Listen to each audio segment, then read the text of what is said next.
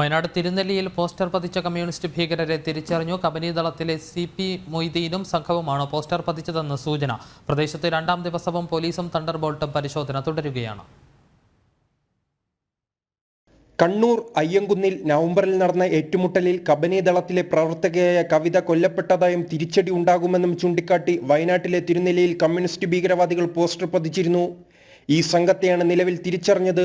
കബനി ദളത്തിലെ പ്രവർത്തകരായ CP മൊയ്തീനും സംഘവുമാണ് പ്രദേശത്ത് poster പതിപ്പിച്ചതെന്ന് പോലീസിന്റെ നിഗമനം. സംഘത്തിൽ 6 പേരെ കണ്ടതായി ഇന്നലെ തന്നെ നാട്ടുകാർ വ്യക്തമാക്കിയിരുന്നു.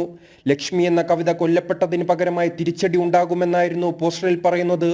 പോസ്റ്ററുമായി ബന്ധപ്പെട്ട് തിരുനെല്ലി പോലീസ് UAPA ചുമത്തി കേസെടുത്ത് അന്വേഷണം ആരംഭിച്ചു. കഴിഞ്ഞ സെപ്റ്റംബർ 28-ന് കമ്പമലയിലെ ഫോറസ്റ്റ് വികസന കോർപ്പറേഷൻ ഓഫീസ് തല്ലിത്തകർത്തതും CP മൊയ്തീന്റെ നേതൃത്വത്തിലുള്ള സംഘമായിരുന്നു. തുടർന്ന് ഈ സംഘത്തെ പിടികൂടാനായി വലിയ പോലീസ് സന്നാഹവും തണ്ടർബോൾട്ടും പരിശോധന നടത്തിയെങ്കിലും പിടികൂടാൻ കഴിഞ്ഞില്ല.